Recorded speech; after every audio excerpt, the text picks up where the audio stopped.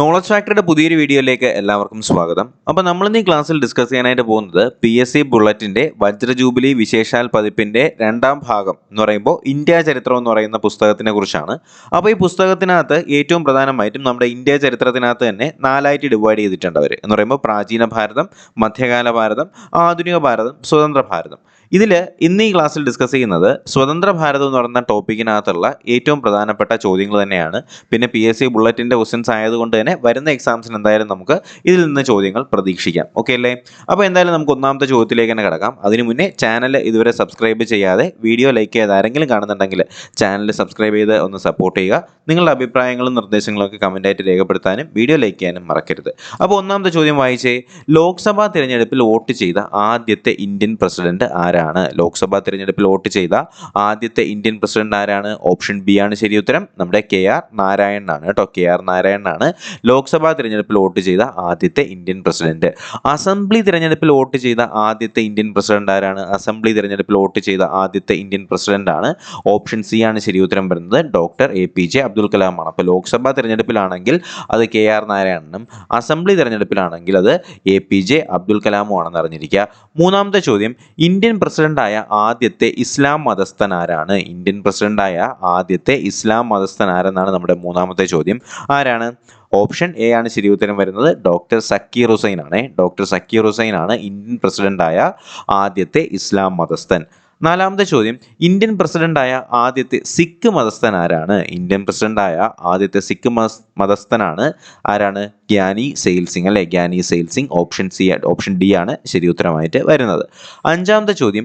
Indian പ്രധാനമന്ത്രിയായ ആദ്യത്തെ സിഖ് മതസ്ഥൻ ആരാണ്? നേരത്തെ പ്രസിഡന്റ് ആയതാണെങ്കിൽ അത് ഗ്യാനി സെയിൽ സിംഗ് ആണ്. എന്നാൽ പ്രധാനമന്ത്രിയായ ആദ്യത്തെ സിഖ് മതസ്ഥൻ ആരാണ്? പ്രധാനമന്ത്രിയായ ആദ്യത്തെ സിഖ് മതസ്ഥൻ നമുക്ക് വളരെ ക്ലിയർ ആയിട്ട് തന്നെ അറിയാം. അതാരാണ്? ഓപ്ഷൻ ഡി ആണ് ശരി ഉത്തരം. നമ്മുടെ മൻമോഹൻ സിംഗ് ആണ് അല്ലേ. ഡോക്ടർ മൻമോഹൻ സിംഗ് ആണ് ഇന്ത്യൻ പ്രധാനമന്ത്രിയായ ആദ്യത്തെ സിഖ് മതസ്ഥൻ. ഏറ്റവും കുറഞ്ഞ പ്രായത്തിൽ ഇന്ത്യൻ പ്രധാനമന്ത്രിയായത് ആരാണ്? ഏറ്റവും കുറഞ്ഞ പ്രായത്തിൽ ഇന്ത്യൻ പ്രധാനമന്ത്രിയായത് ആരെന്നാണ് അടുത്ത ചോദ്യം. അത് രാജീവ് ഗാന്ധിയാണ് അല്ലേ. രാജീവ് ഗാന്ധിയാണ് ഏറ്റവും കുറഞ്ഞ പ്രായത്തിൽ ഇന്ത്യൻ പ്രധാനമന്ത്രി ആയത്. ഏറ്റവും കൂടിയ പ്രായത്തിൽ ഇന്ത്യൻ പ്രധാനമന്ത്രി ആയത് ആരാണ്? ഏറ്റവും കൂടിയ പ്രായത്തിൽ ഇന്ത്യൻ പ്രധാനമന്ത്രി ആയത് മൊറാർജി ദേശായി ആണ്. മൊറാർജി ദേശായി ആണ് ഏറ്റവും കൂടിയ പ്രായത്തിൽ ഇന്ത്യൻ പ്രധാനമന്ത്രി ആയത്. എട്ടാമത്തെ ചോദ്യം. ഏറ്റവും കുറച്ചു കാലം ഇന്ത്യയുടെ പ്രധാനമന്ത്രി ആയത് ആരാണ്? ഏറ്റവും കുറച്ചു കാലം ഇന്ത്യയുടെ പ്രധാനമന്ത്രി ആയത് ആരെന്നാണ് നമ്മുടെ എട്ടാമത്തെ ചോദ്യം. ആരാണ്? ഓപ്ഷൻ ബി ആണ് ചൗധരി ചരൺ സിംഗ് ആണ് കേട്ടോ. ചൗധരി ചരൺ സിംഗ് ആണ് ഏറ്റവും കുറച്ചു കാലം ഇന്ത്യയുടെ പ്രധാനമന്ത്രിയായത്. ഒൻപതാമത്തെ ചോദ്യം. ഏറ്റവും കൂടുതൽ കാലം ഇന്ത്യയുടെ പ്രധാനമന്ത്രിയായ വ്യക്തി ആരാണ്? ഏറ്റവും കൂടുതൽ കാലം ഇന്ത്യയുടെ പ്രധാനമന്ത്രിയായ വ്യക്തി ആരെന്നാണ് ഒൻപതാമത്തെ ചോദ്യം. അത് ജവഹർലാൽ നെഹ്റു ആണ് അല്ലേ. അപ്പം നെഹ്റു തന്നെയാണ് ഏറ്റവും കൂടുതൽ കാലം ഇന്ത്യയുടെ പ്രധാനമന്ത്രി ആയത്. ജവഹർലാൽ നെഹ്റു കഴിഞ്ഞാൽ ഏറ്റവും കൂടുതൽ കാലം ഇന്ത്യൻ പ്രധാനമന്ത്രി പദം വഹിച്ച നേതാവ് ആരാണ്? ജവഹർലാൽ നെഹ്റു കഴിഞ്ഞാൽ ഏറ്റവും കൂടുതൽ കാലം പ്രധാനമന്ത്രി പദം വഹിച്ചത് ആരെന്ന് ചോദിച്ചാൽ ആരാണ്? ഓപ്ഷൻ ബി ആണ് ഇന്ദിരാഗാന്ധിയാണ് കേട്ടോ. അപ്പോൾ നെഹ്റു ആണ് ഏറ്റവും കൂടുതൽ കാലം. നെഹ്റു കഴിഞ്ഞാൽ സെക്കൻഡ് പൊസിഷനിൽ വരുന്ന ആരാണ്? ഇന്ദിരാഗാന്ധിയാണ്. നെഹ്റു കുടുംബമല്ലാത്തവരിൽ ഏറ്റവും കൂടുതൽ കാലം പ്രധാനമന്ത്രി പദം വഹിച്ചത് ആരാണ്? ഒരു ചോദ്യം തന്നെ എങ്ങനെയൊക്കെ പോകുന്നുണ്ടല്ലേ. അപ്പോൾ നെഹ്റു കുടുംബമല്ലാത്തതിൽ ഏറ്റവും കൂടുതൽ കാലം നമ്മുടെ ഇന്ത്യൻ പ്രധാനമന്ത്രി പദം വഹിച്ചത് ആരെന്നാണ് നമ്മുടെ 11ാമത്തെ ചോദ്യം. അത് ഓപ്ഷൻ സി ആണ്. നമ്മുടെ മൻമോഹൻ സിംഗ് ആണ് കേട്ടോ. മൻമോഹൻ സിംഗ് ആണ് നെഹ്റു അല്ലാത്ത ആളുടെ അല്ലെങ്കിൽ നെഹ്റു ഫാമിലിയിലല്ലാതെ ഏറ്റവും കൂടുതൽ കാലം പ്രധാനമന്ത്രി പദം വഹിച്ചത് നിലവിലെ മൻമോഹൻ സിംഗ് ആണ് കേട്ടോ. അടുത്ത നമുക്ക് 12ാമത്തെ ചോദ്യത്തിലേക്ക് കിടക്കാം. ഇന്ത്യയിലെ ആദ്യത്തെ കോൺഗ്രസ് ഇതര പ്രധാനമന്ത്രി ആരാണ്? ഇന്ത്യയിലെ ആദ്യത്തെ കോൺഗ്രസ് ഇതര പ്രധാനമന്ത്രി ആരെന്നാണ് നമ്മുടെ 12ാമത്തെ ചോദ്യം. അത് ഓപ്ഷൻ ഡി ആണ് ശരി ഉത്തരം. മൊറാർജി ദേശായി ആണ് കേട്ടോ. അപ്പോൾ ഇന്ത്യയിലെ ആദ്യത്തെ കോൺഗ്രസ് ഇതര പ്രധാനമന്ത്രി ആരെന്ന് ചോദിച്ചാൽ അത് മൊറാർജി ദേശായി ആണ്. ഓപ്ഷൻ ഡി ആണ് ശരി ഉത്തരം വരുന്നത്. 13ാമത്തെ ചോദ്യം ശ്രദ്ധിച്ചേ. കാലാവധി തികച്ച ആദ്യത്തെ കോൺഗ്രസ് ഇതര പ്രധാനമന്ത്രി ആരാണ്? കാലാവധി തികച്ച ആദ്യത്തെ കോൺഗ്രസ് ഇതര പ്രധാനമന്ത്രി ആരെന്ന് ചോദിച്ചാൽ AB വാജ്പേയി ആണ് കേട്ടോ. AB വാജ്പേയി ആണ് കാലാവധി തികച്ച ആദ്യത്തെ കോൺഗ്രസ് ഇതര പ്രധാനമന്ത്രി. 14ാമത്തെ ചോദ്യം. ഭാരതരത്ന നേടിയ ആദ്യത്തെ പ്രധാനമന്ത്രി ആരാണ്? ഭാരതരത്ന നേടിയ ആദ്യത്തെ പ്രധാനമന്ത്രി ആരെന്നാണ് നമ്മുടെ 14ാമത്തെ ചോദ്യം. ആരാണത്? ഓപ്ഷൻ ബി ആണ് ജവഹർലാൽ നെഹ്റു ആണ് കേട്ടോ. അപ്പോൾ നെഹ്റുവിനാണ് ഭാരതരത്ന ലഭിച്ച ആദ്യത്തെ പ്രധാനമന്ത്രി.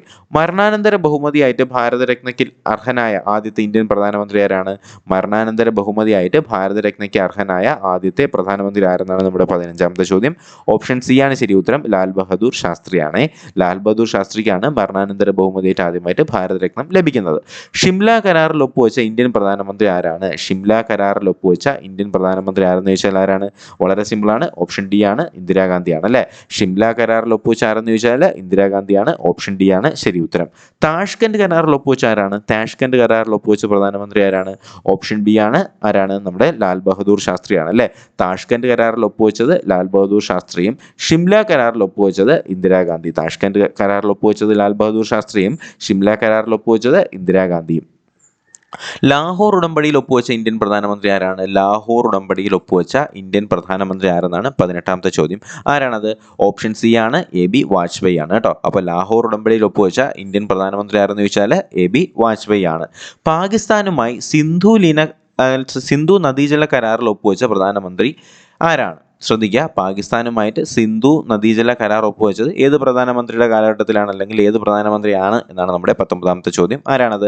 ഓപ്ഷൻ ഡി ആണ്, ജവഹർലാൽ നെഹ്റു ആണ് കേട്ടോ. അപ്പോൾ പാകിസ്ഥാനുമായിട്ട് സിന്ധു നദീജല കരാർ ഒപ്പുവെച്ചത് ആരാണ്? നമ്മുടെ ജവഹർലാൽ നെഹ്റു ആണ്. 20ാമത്തെ ചോദ്യം, ഏത് പ്രധാനമന്ത്രിയാണ് ചൈനയുമായി പഞ്ചശീല കരാറിൽ ഒപ്പുവെച്ചത്? വളരെ സിമ്പിൾ അല്ലേ. പഞ്ചശീല കരാറിൽ ഒപ്പുവെച്ചത് ആരാണ്? ജവഹർലാൽ നെഹ്റു ആണ് അല്ലേ. അപ്പോൾ പഞ്ചശീല കരാറിൽ ഒപ്പുവെച്ചത് ചൈനയുമായിട്ടാണ്. അത് ജവഹർലാൽ നെഹ്റു ആണ്.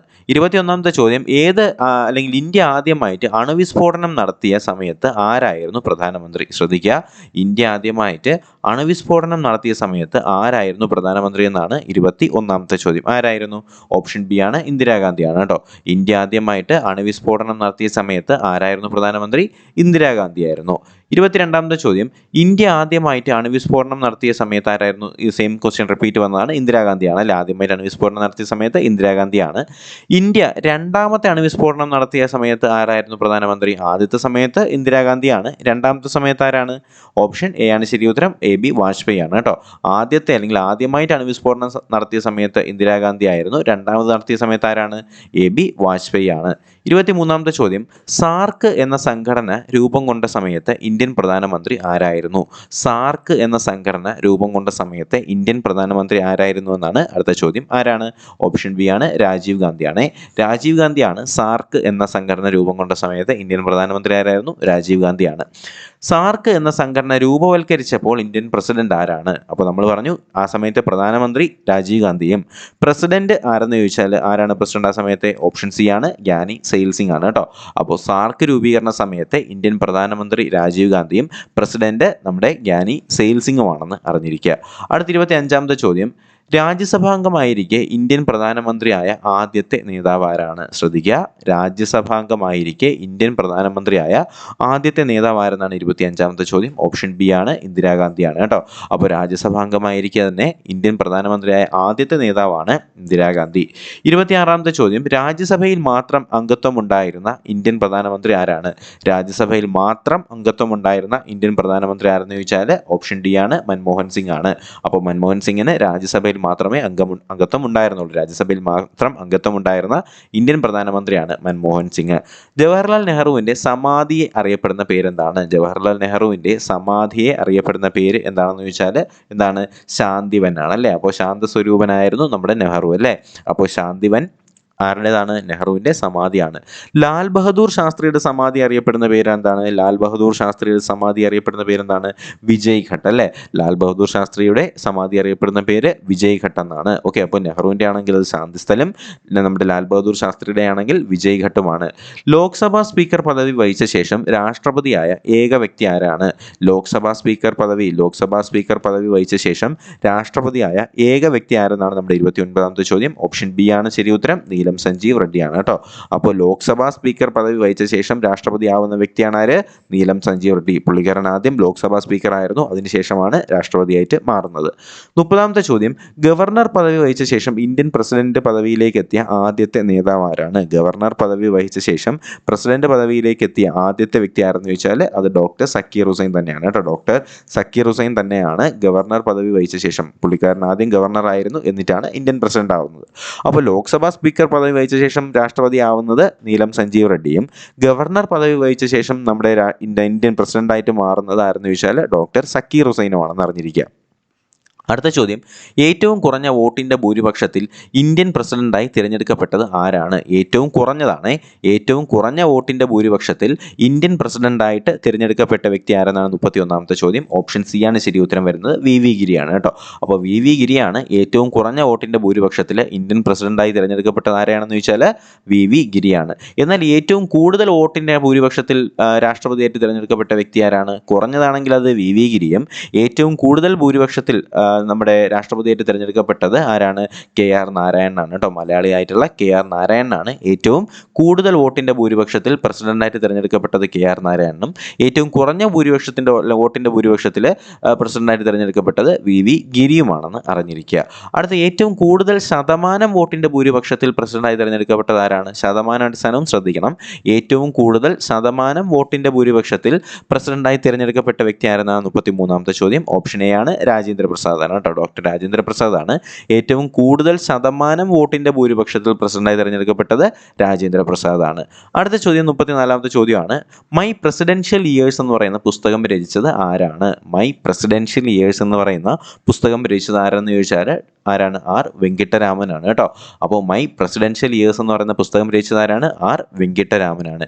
എമിനന്റ് ഇന്ത്യൻസ് എന്ന് പറയുന്ന പുസ്തകം രചിച്ചത് ആരാണ്? എമിനന്റ് ഇന്ത്യൻസ് എന്ന് പറയുന്ന പുസ്തകം രചിച്ചത് ആരെന്നാണ് 35ാമത്തെ ചോദ്യം. ആരാണ് എമിനന്റ് ഇന്ത്യൻസ് എന്ന് പറയുന്ന പുസ്തകം രചിച്ചത്? ഓപ്ഷൻ ഡി ആണ് ശങ്കർദയാൽ ശർമ്മയാണ്. ശങ്കർദയാൽ ശർമ്മയാണ് എമിനന്റ് ഇന്ത്യൻസ് എന്ന് പറയുന്ന പുസ്തകം. മൈ പ്രസിഡൻഷ്യൽ ഇയേഴ്സ് എന്ന് പറയുന്ന പുസ്തകം രചിച്ചത് ആർ വെങ്കിട്ടരാമനാണ്. എന്നാൽ എമിനന്റ് ഇന്ത്യൻസ് എന്ന് പറയുന്ന പുസ്തകം രചിച്ചത് ശങ്കർദയാൽ ശർമ്മയാണ്. 36ാമത്തെ ചോദ്യം, ആദ്യമായിട്ട് ദേശീയ അടിയന്തരാവസ്ഥ പ്രഖ്യാപിച്ച രാഷ്ട്രപതി ആരാണ്? വളരെ പ്രധാനപ്പെട്ട ചോദ്യമാണ്. ആദ്യമായി ദേശീയ അടിയന്തരാവസ്ഥ പ്രഖ്യാപിച്ച രാഷ്ട്രപതി ആരെന്ന് ചോദിച്ചാൽ അത് ഡോക്ടർ എസ് രാധാകൃഷ്ണനാണ് അല്ലേ. ഓപ്ഷൻ സി ആണ് ശരി ഉത്തരം. ഡോക്ടർ എസ് രാധാകൃഷ്ണനാണ് ആദ്യമായിട്ട് ദേശീയ അടിയന്തരാവസ്ഥ പ്രഖ്യാപിക്കുന്നത്. ആദ്യമായിട്ട് ദേശീയ അടിയന്തരാവസ്ഥ പ്രഖ്യാപിക്കുന്ന ആരാണ്? ഡോക്ടർ എസ് രാധാകൃഷ്ണനാണ്. ഇന്ത്യയിൽ ആദ്യമായിട്ട് ആഭ്യന്തര അടിയന്തരാവസ്ഥ പ്രഖ്യാപിച്ച രാഷ്ട്രപതി ആരാണ്? ദേശീയ അടിയന്തരാവസ്ഥ രാധാകൃഷ്ണനും, എന്നാൽ ആഭ്യന്തര അടിയന്തരാവസ്ഥ പ്രഖ്യാപിച്ചത് ആരെന്ന് ചോദിച്ചാൽ ആരാണ്? ഓപ്ഷൻ എ ഫക്രുദ്ദീൻ അലി അഹമ്മദ് ആണ് അല്ലേ. അപ്പോൾ ആദ്യമായിട്ട് ദേശീയ അടിയന്തരാവസ്ഥ പ്രഖ്യാപിച്ചത് രാധാകൃഷ്ണനും, ഡോക്ടർ എസ് രാധാകൃഷ്ണനും. ആഭ്യന്തര അടിയന്തരാവസ്ഥ ആദ്യമായിട്ട് പ്രഖ്യാപിച്ച വ്യക്തി ഫക്രുദ്ദീൻ അലി അഹമ്മദുമാണ്. ആക്ടിംഗ് പ്രസിഡന്റ് പദവി വഹിച്ച സുപ്രീം കോടതി ചീഫ് ജസ്റ്റിസ് ആരാണ്? വളരെ പ്രധാനപ്പെട്ട ചോദ്യമാണ്. ആക്ടിംഗ് പ്രസിഡന്റ് പദവി വഹിച്ച ആദ്യത്തെ സുപ്രീം കോടതി ചീഫ് ജസ്റ്റിസ് ആരെന്നാണ് 38ാമത്തെ ചോദ്യം. അത് ഓപ്ഷൻ ബി ആണ്. എം ഹിദായത്തുള്ളയാണ് ആക്ടിംഗ് പ്രസിഡന്റ് പദവി വഹിച്ച ആദ്യത്തെ സുപ്രീം കോടതി ചീഫ് ജസ്റ്റിസ് ആരെന്ന് ചോദിച്ചാൽ അത് എം ഹിദായത്തുള്ളയാണ്. ആക്ടിംഗ് പ്രസിഡന്റ് പദവി വഹിച്ച സുപ്രീം കോടതി ചീഫ് ജസ്റ്റിസ് ആരാണ്? എം ഹിദായത്തുള്ളയാണ്. അപ്പോൾ തീർച്ചയായിട്ടും ഈ ഒരു സീരീസ് കണ്ടിന്യൂ ചെയ്യണമെന്നുണ്ടെങ്കിൽ നിങ്ങൾ കമൻറ്റായിട്ട് പറയുകയാണെങ്കിൽ നമ്മൾ കണ്ടിന്യൂ ചെയ്യുന്നതായിരിക്കും. നിങ്ങളുടെ അഭിപ്രായങ്ങളും നിർദ്ദേശങ്ങളും കൂടി കമൻറ്റായിട്ട് രേഖപ്പെടുത്താൻ നിങ്ങളുടെ സുഹൃത്തുക്കളിലേക്ക് തീർച്ചയായും വീഡിയോ എത്തിച്ചുകൊടുക്കുക. വീഡിയോ ലൈക്ക് ചെയ്യാതെ ചാനൽ സബ്സ്ക്രൈബ് ചെയ്യാതെ ആരെങ്കിലും ഇപ്പോൾ കാണുന്നുണ്ടെങ്കിൽ വീഡിയോ ഒന്ന് ലൈക്ക് ചെയ്ത് സപ്പോർട്ട് ചെയ്യുക. സബ്സ്ക്രൈബ് ചെയ്ത് നമ്മുടെ ഫാമിലിയിലെ അംഗമാവുക. ഓക്കെ. 39ാമത്തെ ചോദ്യം, ദക്ഷിണേന്ത്യയിൽ നിന്നുള്ള ആദ്യത്തെ രാഷ്ട്രപതി ആരാണ്? ദക്ഷിണേന്ത്യയിൽ നിന്നുള്ള ആദ്യത്തെ രാഷ്ട്രപതി ആരെന്നാണ് നമ്മുടെ 39ാമത്തെ ചോദ്യം. ഓപ്ഷൻ സി ആണ് ശരി ഉത്തരം. ഡോക്ടർ എസ് രാധാകൃഷ്ണനാണ് അല്ലേ. അപ്പോൾ ദക്ഷിണേന്ത്യയിൽ നിന്നുള്ള ആദ്യത്തെ രാഷ്ട്രപതി ആരാണെന്ന് ചോദിച്ചാൽ ഡോക്ടർ എസ് രാധാകൃഷ്ണനാണ്. 40ാമത്തെ ചോദ്യം, എതിരില്ലാതെ തിരഞ്ഞെടുക്കപ്പെട്ട ഒരേ ഒരു രാഷ്ട്രപതി ആരാണ്? എതിരില്ലാതെ തിരഞ്ഞെടുക്കപ്പെട്ട ഒരേ ഒരു രാഷ്ട്രപതി. അപ്പോൾ അങ്ങനെ അപ്പോൾ പുള്ളിക്കാരൻ ഒരു കിടിലമായിരിക്കും അല്ലേ. അപ്പോൾ എതിരില്ലാതെ തിരഞ്ഞെടുക്കപ്പെട്ട ഒരേ ഒരു രാഷ്ട്രപതി എന്ന് പറയുന്നത് നീലം സഞ്ജീവ് റെഡ്ഡിയാണ് കേട്ടോ. അപ്പോൾ എതിരില്ലാതെ തിരഞ്ഞെടുക്കപ്പെട്ട ഒരേ ഒരു രാഷ്ട്രപതി ആരെന്ന് ചോദിച്ചാൽ ഓപ്ഷൻ ഡി ആണ് ശരി ഉത്തരം. നീലം സഞ്ജീവ് റെഡ്ഡിയാണ്. 41ാമത്തെ ചോദ്യം, നമ്മുടെ സ്വതന്ത്രനായിട്ട് മത്സരിച്ച് രാഷ്ട്രപതി സ്ഥാനത്തെത്തിയ ആദ്യ വ്യക്തി ആരാണ്? സ്വതന്ത്രനായി മത്സരിച്ചുകൊണ്ട് രാഷ്ട്രപതി സ്ഥാനത്തെത്തിയ ആദ്യത്തെ വ്യക്തി ആരെന്നാണ് 41ാമത്തെ ചോദ്യം. ഓപ്ഷൻ ബി ആണ് ശരി ഉത്തരം വരുന്നത്. ഡോക്ടർ എസ് രാധാകൃഷ്ണനാണ്. ഓക്കെ. അപ്പോൾ സ്വതന്ത്രനായിട്ട് മത്സരിച്ച് രാഷ്ട്രപതി സ്ഥാനത്തേക്ക് എത്തിയ ആദ്യത്തെ വ്യക്തിയാണ് ഡോക്ടർ എസ് രാധാകൃഷ്ണൻ. പദവിയിലിരിക്കെ അന്തരിച്ച ആദ്യത്തെ രാഷ്ട്രപതി ആരാണ്? പദവിയിലിരിക്കെ തന്നെ അന്തരിച്ച ആദ്യത്തെ രാഷ്ട്രപതിയാണ് ഡോക്ടർ സക്കീർ ഹുസൈൻ. ഓക്കെ. അപ്പോൾ ഡോക്ടർ സക്കീർ ഹുസൈൻ ആണ് പദവിയിലിരിക്കെ തന്നെ അന്തരിച്ച ആദ്യത്തെ രാഷ്ട്രപതിയാണ് ഡോക്ടർ സക്കീർ ഹുസൈൻ. പദവിയിലിരിക്കെ അന്തരിച്ച രണ്ടാമത്തെ പ്രസിഡന്റ് ആരാണ്? പദവിയിലിരിക്കെ അന്തരിച്ച ആദ്യത്തെ പ്രസിഡന്റ് ആരാണെന്ന് ചോദിച്ചാൽ അത് ഡോക്ടർ സക്കീർ ഹുസൈൻ ആണ്. എന്നാൽ പദവിയിലിരിക്കെ അന്തരിച്ച രണ്ടാമത്തെ പ്രസിഡന്റ് ആരെന്ന് ചോദിച്ചാൽ അതാരാണ്? ഓപ്ഷൻ സി ആണ് ശരി ഉത്തരം വരുന്നത്. ഓപ്ഷൻ സി ആരാണ്? നമ്മുടെ ഫക്രുദ്ദീൻ അലി അഹമ്മദാണ് കേട്ടോ. ഫക്രുദ്ദീൻ അലി അഹമ്മദാണ് പദവിയിലിരിക്കെ അന്തരിച്ച രണ്ടാമത്തെ രാഷ്ട്രപതിയാണ് ഫക്രുദ്ദീൻ അലി അഹമ്മദ്. അടുത്ത 44ാമത്തെ ചോദ്യം, ഇന്ത്യൻ സ്വാതന്ത്ര്യ സമരത്തിന്റെ രജത ജൂബിലി ആഘോഷിച്ചപ്പോൾ പ്രസിഡന്റ് ആരായിരുന്നു? ശ്രദ്ധിക്കുക, ഇന്ത്യൻ സ്വാതന്ത്ര്യ സമരത്തിന്റെ രജത ജൂബിലി ആഘോഷിച്ചപ്പോഴത്തേക്കും പ്രസിഡന്റ് ആരായിരുന്നു എന്ന് ചോദിച്ചാൽ ആരാണ്? ഓപ്ഷൻ സി ആണ് ശരി ഉത്തരം വരുന്നത്, വി ഗിരിയാണ്. അപ്പോൾ സ്വാതന്ത്ര്യ സമരത്തിന്റെ രജത ജൂബിലി ആഘോഷിച്ചപ്പോഴത്തേക്കും വി ഗിരിയായിരുന്നു നമ്മുടെ പ്രസിഡന്റ്. ഓക്കെ. 45ാമത്തെ ചോദ്യം, ഇന്ത്യൻ സ്വാതന്ത്ര്യത്തിന്റെ സുവർണ ജൂബിലി ആഘോഷിച്ചപ്പോഴത്തേക്കും പ്രസിഡന്റ് ആരായിരുന്നു? സുവർണ ജൂബിലി ആഘോഷിച്ചപ്പോഴത്തേക്കും പ്രസിഡന്റ് ആരായിരുന്നു? ഓപ്ഷൻ ബി ആണ്, KR നാരായണനാണ് കേട്ടോ. അപ്പോൾ സുവർണ ജൂബിലി ആഘോഷിച്ചപ്പോഴത്തേക്കും KR നാരായണനും രജത ജൂബിലി ആഘോഷിച്ചപ്പോഴത്തേക്കും വി ഗിരിയുമാണ്. ഓക്കെ. അപ്പോൾ സ്വാതന്ത്ര്യ സമരത്തിന്റെ രജത ജൂബിലി ആഘോഷിച്ചപ്പോഴത്തേക്കും വി ഗിരിയാണ്. സ്വാതന്ത്ര്യ സമരത്തിന്റെ സുവർണ ജൂബിലി ആഘോഷിച്ചപ്പോഴത്തേക്കും അതാരാണ്? നമ്മുടെ KR നാരായണനാണ്. 46ാമത്തെ ചോദ്യം ശ്രദ്ധിക്കുക, ഇന്ത്യൻ റിപ്പബ്ലിക് രജത ജൂബിലി ആഘോഷിച്ചപ്പോൾ പ്രസിഡന്റ് ആരായിരുന്നു? ഇന്ത്യൻ റിപ്പബ്ലിക് രജത ജൂബിലി ആഘോഷിച്ചപ്പോഴത്തേക്കും പ്രസിഡന്റ് ആരായിരുന്നു എന്നാണ് നമ്മുടെ ചോദ്യം. റിപ്പബ്ലിക് ആണ്, ഇന്ത്യൻ റിപ്പബ്ലിക് രജത ജൂബിലി ആഘോഷിച്ചപ്പോഴത്തേക്കും പ്രസിഡന്റ് ആരായിരുന്നു എന്ന് ചോദിച്ചാൽ അത് ഫക്രുദ്ദീൻ അലി അഹമ്മദ് ആണ് കേട്ടോ. അപ്പോൾ ഇന്ത്യൻ റിപ്പബ്ലിക് രജത ജൂബിലി ആഘോഷിച്ചപ്പോഴത്തേക്കും നമ്മുടെ പ്രസിഡന്റ് ആരായിരുന്നു? അത് ഫക്രുദ്ദീൻ അലി അഹമ്മദ് ആയിരുന്നു. ഇന്ത്യൻ റിപ്പബ്ലിക് സുവർണ ജൂബിലി ആഘോഷിച്ചപ്പോൾ, ഇത് റിപ്പബ്ലിക് ആണ്, മറ്റത് ഇൻഡിപെൻഡൻസ് ആണ് കേട്ടോ. അപ്പോൾ ഇന്ത്യൻ റിപ്പബ്ലിക് സുവർണ ജൂബിലി ആഘോഷിച്ചപ്പോഴത്തേക്കും രാഷ്ട്രപതി ആരായിരുന്നു? 47ാമത്തെ ചോദ്യം ഓപ്ഷൻ സി ആണ് ശരി ഉത്തരം, KR നാരായണനാണ്. അപ്പോൾ ഈ 4 ക്വസ്റ്റ്യൻസ് കൺഫ്യൂസിംഗ് ആണ്, ഞാൻ ഒന്നും കൂടി പറഞ്ഞു തരാം. ഇന്ത്യൻ സ്വാതന്ത്ര്യ സമരത്തിന്റെ രജത ജൂബിലി ആഘോഷിച്ചപ്പോഴത്തേക്കും പ്രസിഡന്റ് ആരായിരുന്നു എന്ന് ചോദിച്ചാൽ വി ഗിരിയാണ്. ഇന്ത്യൻ സ്വാതന്ത്ര്യ സമരത്തിന്റെ സുവർണ ജൂബിലി ആഘോഷിച്ചപ്പോഴത്തേക്കും പ്രസിഡന്റ് ആരായിരുന്നു എന്ന് ചോദിച്ചാൽ അത് KR നാരായണനാണ്. എന്നാൽ ഇന്ത്യൻ റിപ്പബ്ലിക്കിന്റെ അല്ലെങ്കിൽ ഇന്ത്യൻ റിപ്പബ്ലിക് ആവുന്ന സമയത്തിന്റെ നമ്മുടെ രജത ജൂബിലി ആഘോഷിച്ചപ്പോഴത്തേക്കും പ്രസിഡന്റ് ഫക്രുദ്ദീൻ അലി അഹമ്മദ് ആണ്. ഇന്ത്യൻ റിപ്പബ്ലിക് സുവർണ ജൂബിലി ആഘോഷിച്ചപ്പോഴത്തേക്കും അപ്പോഴത്തെ രാഷ്ട്രപതി KR നാരായണനാണ്. 48ാമത്തെ ചോദ്യം, 1962 ചൈന ഇന്ത്യയെ ആക്രമിച്ചപ്പോൾ രാഷ്ട്രപതി ആരായിരുന്നു? 1962 ചൈന ഇന്ത്യയെ ആക്രമിച്ചപ്പോഴത്തേക്കും നമ്മുടെ രാഷ്ട്രപതി ആരായിരുന്നു എന്നാണ് 48ാമത്തെ ചോദ്യം. ആരായിരുന്നു രാഷ്ട്രപതി? ഓപ്ഷൻ ഡി ആണ് ശരി ഉത്തരം, ഡോക്ടർ രാധാകൃഷ്ണനാണ് കേട്ടോ. അപ്പോൾ 1962 ചൈന ഇന്ത്യ ആക്രമിച്ചപ്പോഴത്തേക്കും നമ്മുടെ രാഷ്ട്രപതി ആരായിരുന്നു എന്ന് ചോദിച്ചാൽ ഡോക്ടർ രാധാകൃഷ്ണനാണ്. 49ാമത്തെ ചോദ്യം, തത്വചിന്തകനായിട്ടുള്ള ഇന്ത്യൻ പ്രസിഡന്റ് എന്നറിയപ്പെടുന്നത് ആരെയാണ്? തത്വചിന്തകനായ ഇന്ത്യൻ പ്രസിഡന്റ് എന്നറിയപ്പെടുന്നത് ആരെന്നാണ് 49ാമത്തെ ചോദ്യം. ഓപ്ഷൻ ഡി ആണ്, ഡോക്ടർ രാധാകൃഷ്ണൻ തന്നെയാണ് കേട്ടോ. അപ്പോൾ തത്വചിന്തകനായ ഇന്ത്യൻ പ്രസിഡന്റ് ആരാണ്? ഡോക്ടർ രാധാകൃഷ്ണനാണ് തത്വചിന്തകനായ ഇന്ത്യൻ പ്രസിഡന്റ്. അടുത്ത ചോദ്യം, ഏകതാ സ്ഥലിൽ അന്ത്യവിശ്രമം കൊള്ളുന്ന മുൻ രാഷ്ട്രപതി ആരാണ്? ഏകതാ സ്ഥലിലാണ്, ശ്രദ്ധിക്കണം, ഏകതാ സ്ഥലിൽ അന്ത്യവിശ്രമം കൊള്ളുന്ന ഇന്ത്യൻ രാഷ്ട്രപതി അല്ലെങ്കിൽ മുൻ ഇന്ത്യൻ രാഷ്ട്രപതി ആരെന്ന് ചോദിച്ചാൽ ആരാണ്? 50ാമത്തെ ചോദ്യമാണ്. ആരാണ് ശരി ഉത്തരം വരുന്നത്? ഓപ്ഷൻ എ ആണ്, ഗ്യാനി സെയിൽ സിംഗ് ആണ്. അപ്പോൾ ഗ്യാനി സെയിൽ സിംഗിന്റെ അന്ത്യവിശ്രമ സ്ഥലത്തിന് അറിയപ്പെടുന്ന പേരെന്താണ്? ഏകതാ സ്ഥലം എന്നാണ് കേട്ടോ. ഏകതാ സ്ഥലം എന്നാണ് ഗ്യാനി സെയിൽ സിംഗിന്റെ അന്ത്യവിശ്രമ സ്ഥലത്തെ അറിയപ്പെടുന്നത്. അപ്പോൾ നമ്മളിപ്പോൾ ഡിസ്കസ് ചെയ്തത് ഇന്ത്യൻ പ്രസിഡന്റുമായിട്ട് റിലേറ്റ് ചെയ്തിട്ടുള്ള 50 ചോദ്യങ്ങളാണ്. ഈ 50 ചോദ്യങ്ങൾ ഞാൻ നേരത്തെ പറഞ്ഞ പോലെ തന്നെ നമ്മുടെ ഈ PSC ബുള്ളറ്റിനകത്തുള്ള നമ്മുടെ സ്പെഷ്യൽ എഡിഷൻ്റെ പുസ്തകങ്ങൾക്കകത്തുള്ള പ്രാക്ടീസ് ക്വസ്റ്റ്യൻസ് ആണ്. അപ്പോൾ വരുന്ന ചോദ്യങ്ങൾക്ക് അല്ലെങ്കിൽ വരുന്ന എക്സാംസിനെല്ലാം വളരെ ഇമ്പോർട്ടൻ്റ് ആയിട്ടുള്ള ക്വസ്റ്റ്യൻസ് തന്നെയായിരിക്കും ഈ ചോദ്യങ്ങൾ എന്ന് പറയുന്നത്. അപ്പോൾ 1-2 തവണ കേൾക്കുക. കാര്യം ഇത് ഒരുപാട് ആൾക്കാരുടെ പേരുകൾ മാത്രമാണ്, നിങ്ങൾ കാണാതെ പഠിച്ചു വെച്ചിരുന്നാൽ മാത്രമേ ഇതൊക്കെ ഓർത്തിരിക്കാൻ കഴിയത്തുള്ളൂ. അപ്പോൾ എന്തായാലും വരുന്ന ദിവസങ്ങളിൽ ഇതിൻ്റെ ബാക്കി ക്ലാസ്സുകൾ ഉണ്ടാവും. ഈ ഒരു PDF നമ്മുടെ ടെലിഗ്രാം ചാനലിലും അവൈലബിൾ ആയിരിക്കും. അപ്പോൾ ടെലിഗ്രാം ചാനലിലേക്ക് ജോയിൻ ചെയ്യാനുള്ള ലിങ്ക് ഞാൻ ഡിസ്ക്രിപ്ഷൻ ബോക്സിൽ കൊടുത്തേക്കാം. അതുപോലെ തന്നെ എന്തെങ്കിലും സംശയം ഉണ്ടെങ്കിൽ നിങ്ങൾക്ക് എന്നെ ഡയറക്റ്റായിട്ട് മെസ്സേജ് അയക്കാവുന്നതാണ്. അപ്പോൾ മെസ്സേജ് അയക്കാനായിട്ട് ഇൻസ്റ്റാഗ്രാമിൽ മെസ്സേജ് അയച്ചാൽ മതി. അതിലേക്കുള്ള ലിങ്ക് ഞാൻ കമൻറ്റ് ബോക്സിൽ പിൻ ചെയ്തേക്കാം. അപ്പോൾ എന്തായാലും നമുക്ക് വരുന്ന ദിവസങ്ങളിൽ പുതിയൊരു വീഡിയോയും ക്ലാസ്സൊക്കെ ആയിട്ട് ഉടനെ തന്നെ കാണാം. അതുവരേക്കും എല്ലാവർക്കും bye bye, good bye, take care.